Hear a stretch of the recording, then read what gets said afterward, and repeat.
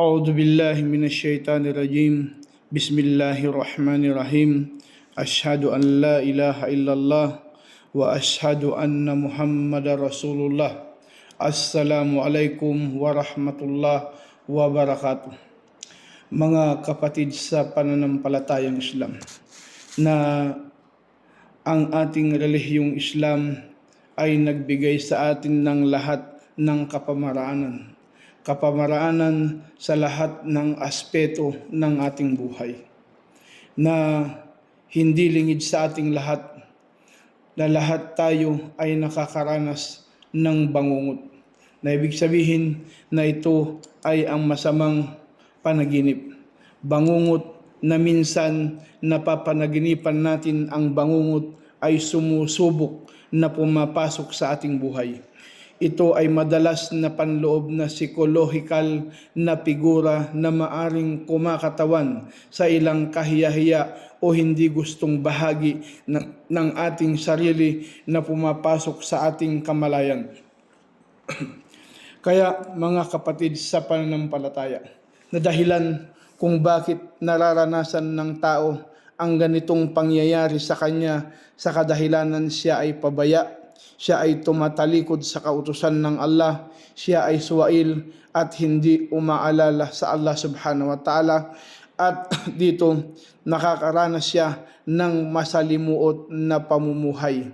Kaya sinabi nga ng Allah sa banal na Quran, وَمَنْ أَعْرَضَ عَنْ ذِكْرِي فَإِنَّ لَهُ مَعِيشَةً ضَنْكًا وَنَحْشُرُهُ يَوْمَ الْقِيَامَةِ أَعْمَى قَالَ رَبِّ لِمَ حَشَرْتَنِي أَعْمَى وَقَدْ كُنْتُ بَصِيرًا قَالَ كَذَلِكَ آتَتْكَ آيَاتُنَا فَنَسِيتَهَا وَكَذَلِكَ يَوْمَ تُنْسَى.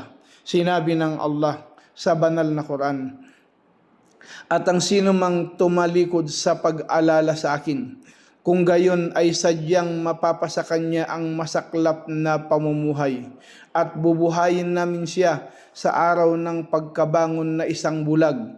Kanyang sinabi, O aking Panginoon, bakit mo po ako binuhay na isang bulag at dati nakakakita naman ako?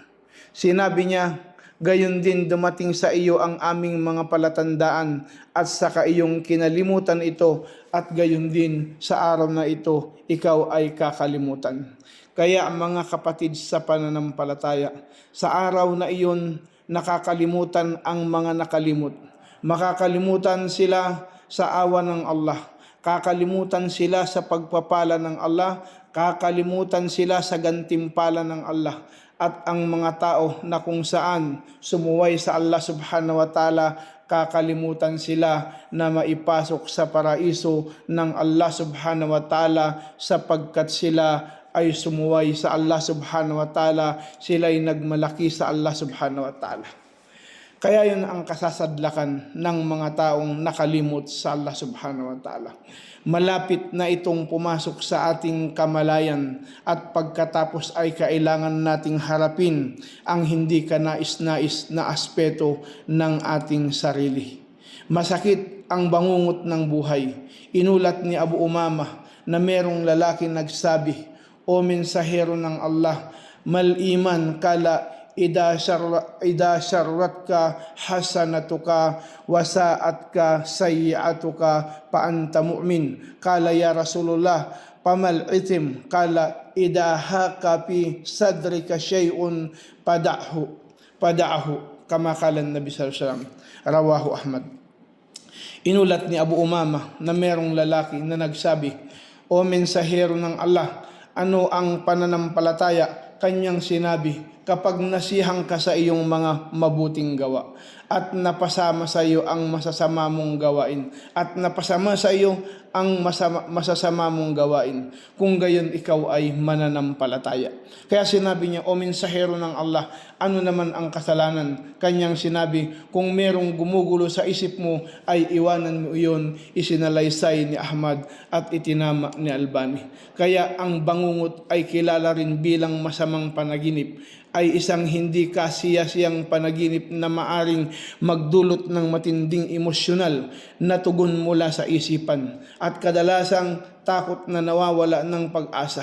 kadalasang takot na nawawalan ng pag-asa o kaya'y pagkabalisa, pagkasuklam o sobrang kalungkutan.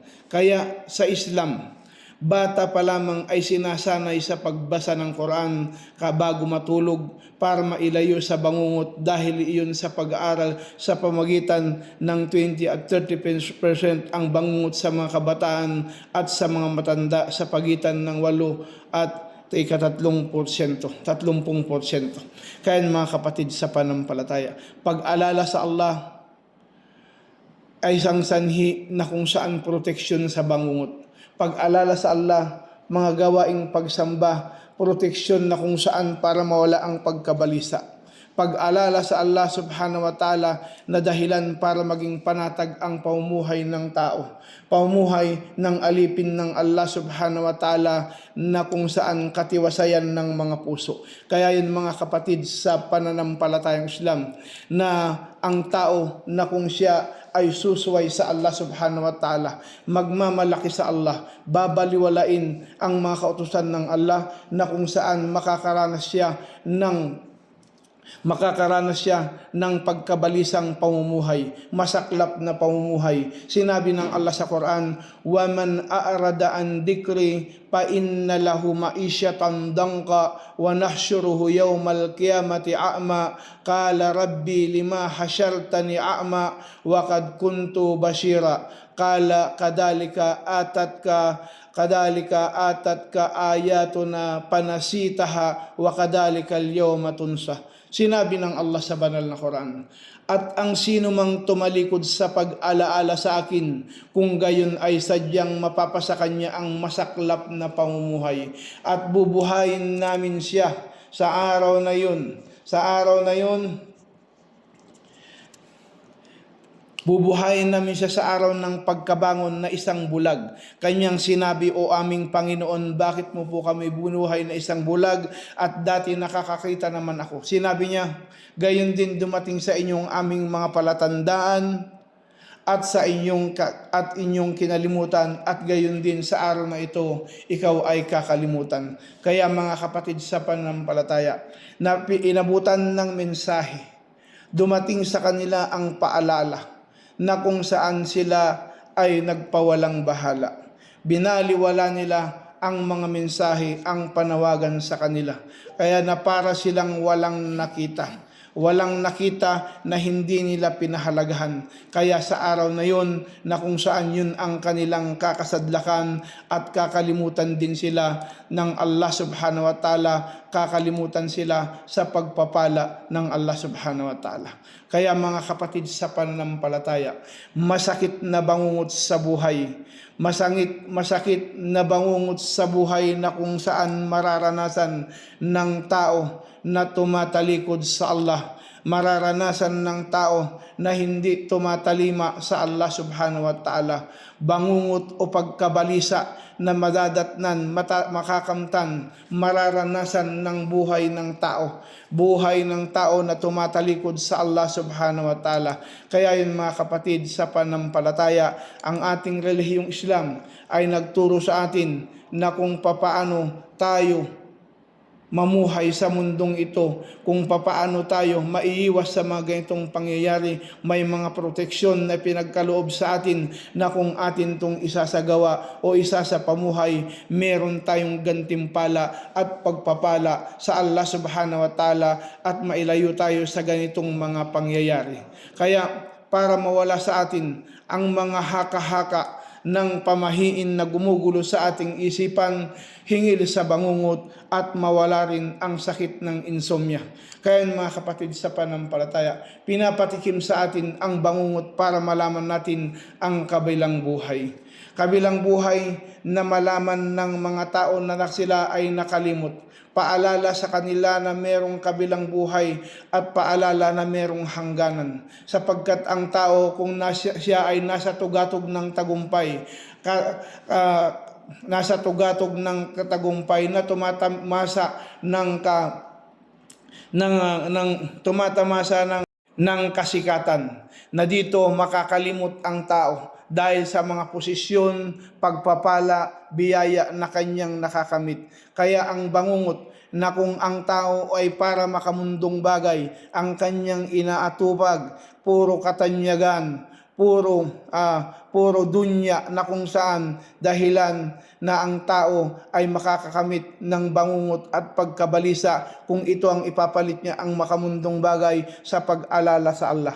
Sinabi ng Allah sa Quran, وَكَذَلِكَ نَجْزِي مَنْ أَسْرَفَ وَلَمْ يُؤْمِنْ بِآيَاتِ رَبِّهِ وَلَعَذَابُ الْآخِرَةِ أَشَدُّ وَأَبْقَى. Sinabi ng Allah sa Quran, at gayon din pababayarin namin ang sino mang nagsayang at hindi naniwala sa mga palatandaan ng kanyang Panginoon, at ang kaparusahan sa kabilang buhay ay sadyang mas mahigpit at mananatili. Kaya mga kapatid sa pananampalataya, kaya layuan rin ang ibang gawain na nagdudulot ng bangungot sa tao. Gawain na kung saan mga maksiya, mga pagsuway sa Allah subhanahu wa ta'ala, umiwas ang mga makakasama sa ating sarili, iwasan ang mga pinagbawal ng Allah subhanahu wa ta'ala na dahilan na magkakaroon ng masalimut na pamumuhay ang isang alipin ng Allah kung siya ay taliwas sa mga kautusan ng Allah subhanahu wa ta'ala. Bangungot sa mga swail na kung saan sinabi ng Allah sa banal na Quran, walau anna ahlaknahum biadabin min qablihi laqalu rabbana laula arsalta ilayna rasulan panattabi'a ayatika min qabli an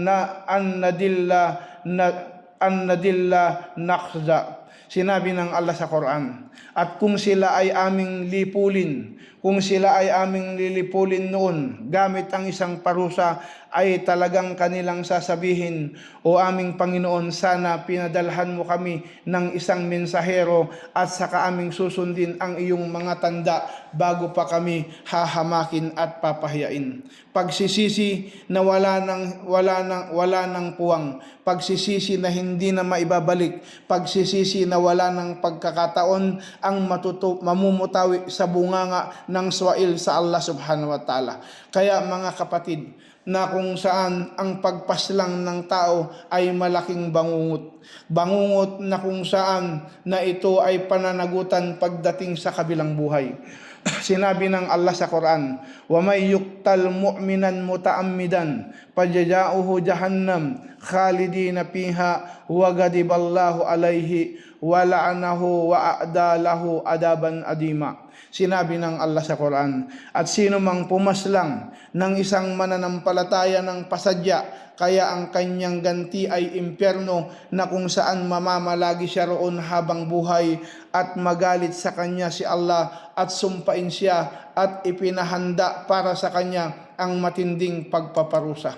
Kaya yun mga kapatid, sa pananampalataya, pananagutan sa kabilang buhay, lahat ng ating nagawa, naging halang na ang kaluluwa ng mamamatay tao dahil sa bagay na kanyang nais makamtan. Nais makamtan na wala siyang kasiyahan sa mundo, kabalisaan ang katumbas ng kanyang pinaggagawa, bangungot dito at bangungot sa kabilang buhay. Nawawalan ng konsensya ang mga kriminal, mga swail sa Allah subhanahu wa ta'ala. Sinabi ng Allah sa Quran, min ajli dalika katabna ala bani Israel annahu man qatala nafsan bighairi nafsin aw fasadin fil ard fakaannama qatalan nasa jami'an wa man ahyaha fakaannama ahyan nasa jami'an wa laqad ja'athum rusuluna bil bayyinati thumma inna katsiran minhum ba'da dalik fil ardi la musrifin. Sinabi ng Allah, sa kadahilanan idnito ay aming sinulat hingil sa angkan ni Israel, katotohanan ang sino mang pumatay ng tao nang walang pakundangan o katiwalian sa kalupaan, kung gayon ay para siyang pumatay ng buong sangkatauhan, at sino mang bumuhay nito ay para na ring bumuhay ng buong sangkatauhan, at talagang dumating sa kanila ang aming mga mensahero, dala ang patunay, at pagkatapos sadyang napakarami sa kanila matapos ng mga iyon sa kalupaan na sadyang mga mapagmalabis. Kaya mga kapatid sa pananampalataya, na ganun din ang mga tao na hindi naniwala sa propeta, mga umabot sa propeta, mga umabot sa mensahe ng propeta na pinasisinungalingan lalo na ang kanyang mga kapahayagan. Kaya sinabi ng propeta sallallahu alaihi wasallam na inulat ni Abu Hurairah radhiyallahu anhu, قال النبي صلى الله عليه وسلم عن أبي هريرة أن النبي صلى الله عليه وسلم قال تسموا باسمي وتقتنوا بكنيتي tasammu bi ismi wa takunu bi kunyati wa man ra'ani fi manami faqad ra'ani fa inna syaitan la yatamattalu fi surati wa man kadaba alayya muta'ammidan falyatabawwa'u maq'adahu minan nar. Rawahul Bukhari.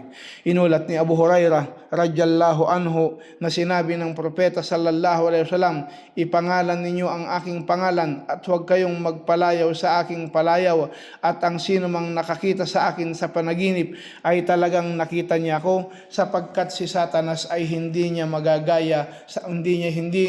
makakagaya sa aking muka, at ang sino mang nagsinungaling hingil sa akin ng pasadya, kung gayon ay kumuha ng kanyang upuan mula sa impyerno. Isinalaysay ni Bukhari. Kaya mga kapatid sa pananampalataya, pagsisinungaling sa relihiyong Islam, pagsasabi ng hindi katotohanan patungkol sa propeta sallallahu alaihi wasallam na merong isang naghihintay na pakaparusahan sa mga taong suwail, mga taong nagpasinungaling sa propeta sallallahu alaihi wasallam. Kaya yung pagbitaw ng masamang salita sa kapwa na kung saan na ito ay hindi maganda, na hindi ipinapahintulot sa ating relihiyong Islam. Inulat ni Thabit bin Dahhak anna Nabi sallallahu alaihi wasallam qala man halafa bimillatin ghairil islami qadiban fahuwa kama qala wa man qatala nafsahu bi syai'in uddiba bihi fin nari jahannam wa la'nul mu'minina ka qatlihi wa man rama mu'minan bi kufri fahuwa ka qatlihi. Rawahu Bukhari. Inulat ni Thabit bin Dahhak radhiyallahu anhu na sinabi ng propeta sallallahu alaihi wasallam, ang sino mang nanumpa sa kapamaraanan bukod pa sa Islam ay nagsisinungaling, kung gayon siya ay kagaya sa kanyang sinabi, at ang sino mang pumatay ng kanyang sarili ng anumang bagay ay parusahan siya sa loob ng apoy ng impyerno, at ang pagsusumpa sa isang mananampalataya ay kagaya sa pagpatay sa kanya, at ang sino mang nagbintang sa isang mananampalataya ng pagtatakwil ay kagaya sa pagpatay sa kanya. Isinalaysay ni Bukhari. Kaya ito ang mga bangungot sa buhay ng tao, pagsuway sa Allah subhanahu wa ta'ala. Gayon din ang mga pagano ay isang bangungot sa tao, na kung saan na sila'y walang pananampalataya, walang paniniwala. Kaya sinabi nga ng Allah sa banal na Quran, alladina amanu walam yalbisu imanahum biddulm ulaika lahum am'anu wa hum muhtadun. Yaong mga naniwala at hindi dinamitan ang kanilang paniniwala ng anumang pang-aapi, magkagayon mapapasa kanila ang katiwasayan at sila ang mga magagabayan. Gabay ng Allah subhanahu wa ta'ala sa mga tao na kung saan nanampalataya, naniwala sa Allah subhanahu wa ta'ala at hindi nabilang sa mga pagano. Mga nakakatakot na mga rebulto, bakit may mga bata, bakit ang mga bata ay natatakot dito?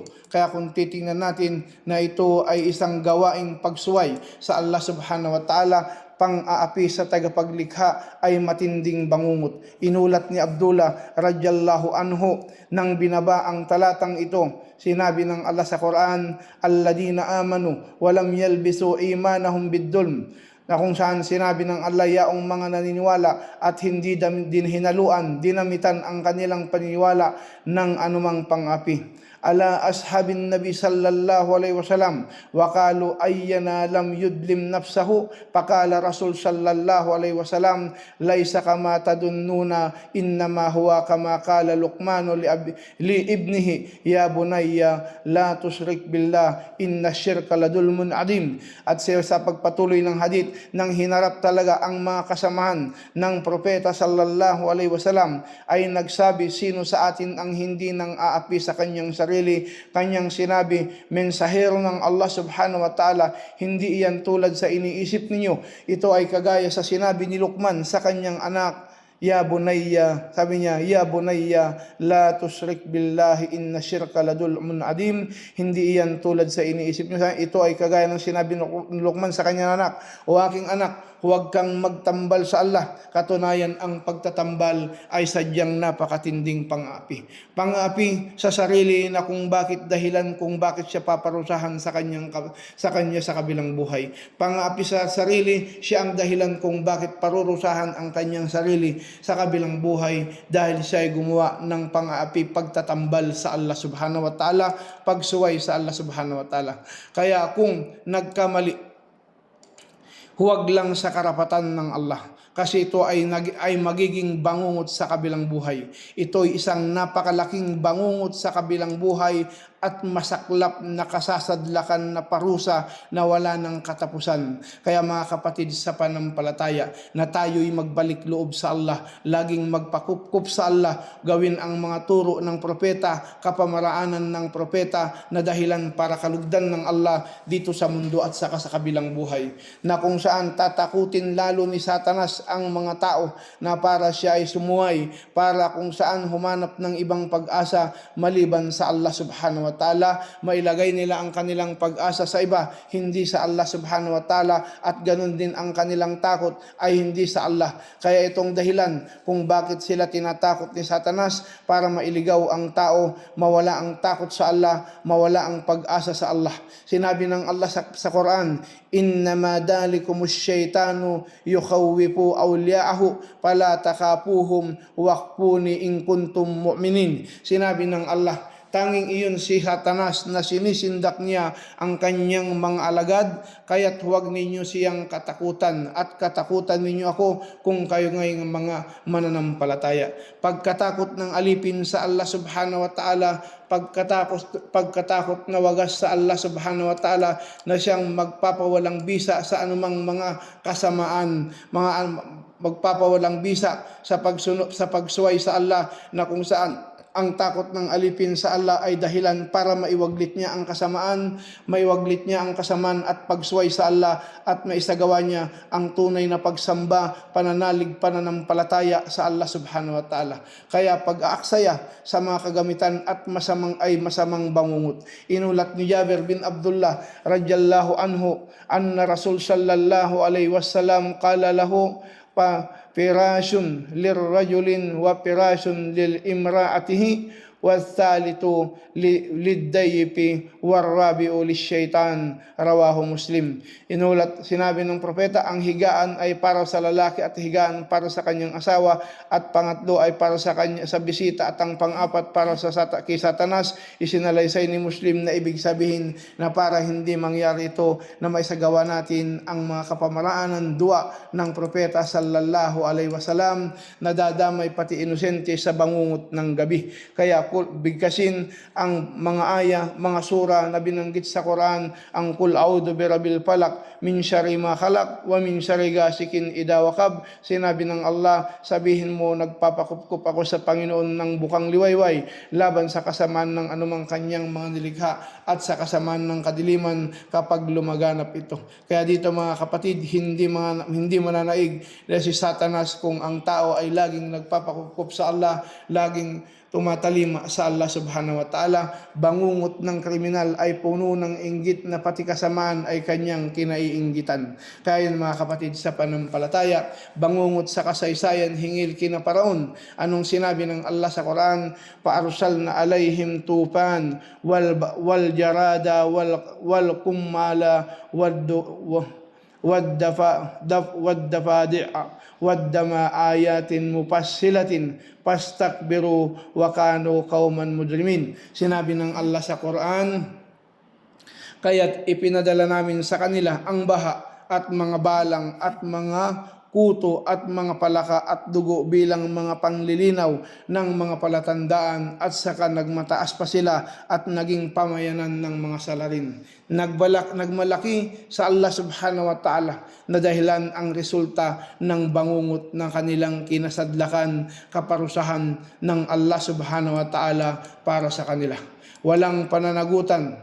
Kaya makita natin, walang pananagutan ay bangungot. Inulat ni Abdullah bin Umar radhiyallahu anhu na sinabi ng propeta sallallahu alaihi wasallam, kullukum ra'i wa kullukum mas'ulun an ra'yatihi wa imamun ra'i mas'ulun an ra'yati war rajulun ra'i fi ahlihi wa huwa mas'ulun an ra'yatihi wal imra'atu ra'yati fi baitihi wa zawjiha wa mas'ulatun an ra'iyatiha wal qadimu ra'i fi malin sayyidihi wa mas'ulun an ra'yatiha. Rawahu Bukhari wa Muslim. Sinabi ng propeta na inulat ni Abdullah bin Umar na nagsabi, kaya ang propeta, kayong lahat ay mga tagapastol at lahat kayo ay mananagot hingil sa kanyang kawan. Ang pinuno ay pastol at mananagot sa kanyang kawan, at ang lalaki ay pastol sa kanyang pamilya at mananagot sa kanyang kawan, at ang babae ay pastol sa bahay ng kanyang asawa at mananagot sa kanyang kawan,